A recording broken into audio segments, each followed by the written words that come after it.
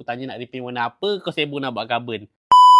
Okey geng, sambungan projek restore basikal Lajak part 3, okey. Mana body dia pergi? Body dia aku tinggalkan dekat member aku tu jap sebab nak kena buang karat. Nak kena gosok dulu. Alang-alang tu nak buat apa? Nak potong tempat seat, nak potong body depan tu, nak bagi lagi lowered. Oh lah kena kan basikal Lajak takkan nak tinggi-tinggi. Selebih je ni macam rim dengan fork ni aku nak buat apa? Nak buang cat dia dulu. Pakai apa? Paint remover daripada tukang carbon. Yang ni kat dalam beg kuning korang boleh beli. Murah aje. Barang ni kau sekali calik, nak tunggu lama-lama. Yang macam aku beli ni ada lagi besar. Ni 1 liter punya botol. Aku beli 2 lah, standby lah. Basikal Lajak dia punya projek pertama ni aku ingat aku nak repaint dulu lah. Aku tak terus buat carbon lah. Carbon ambil masa lama tu. Buat carbon nanti satu hal lagi, anak aku nak main nanti macam mana? Mestilah aku nak buat placing je kalau dah carbon. Takkan nak main jatuh apa semua. Cat dulu. So korang relax dulu.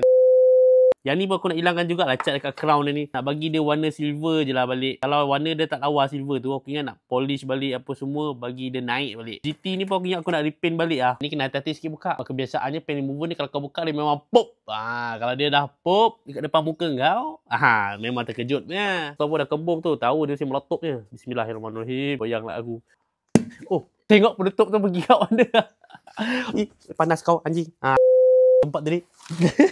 Sampai sini mat.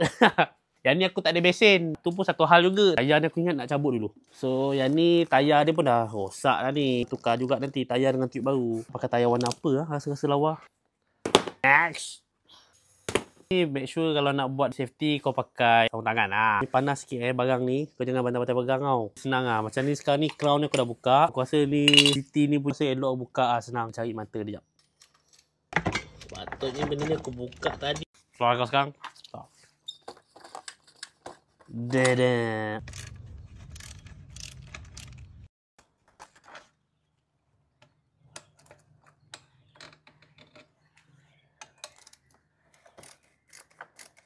Itulah mudah sikit kita nak buat kerja. Lah boleh kena semua tempat. Tadi lah lama handle tu semua ada. Leceh amat buat kerja. So korang boleh dah tengok dah kat situ. Dia dah menggerutu tau. Nampak? Dia dah kick lah tu. Nampaklah warna merah lah apa kat dalam tu. Tengok.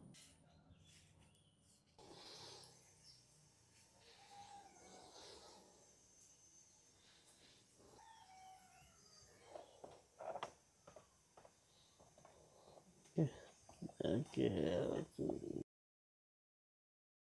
Korang dapat tengok kan macam mana hasil daripada tukang carbon ni punya paint remover. Tapi korang kena sental-sental sikit lah. Tak adalah dia terus hilang macam gitu saja. So yang ni aku nak sambung menyental. Ada yang nak kena clearkan sikit-sikit ke tepi ni. Kau tengok kat sini. Ada beberapa parts yang kita dah hilangkan warna dia. Macam handle GT ni apa semua. Fork pun kita dah selesai. Apa-apa pun korang tunggu next restore punya projek ni. Okay? Mantap boy.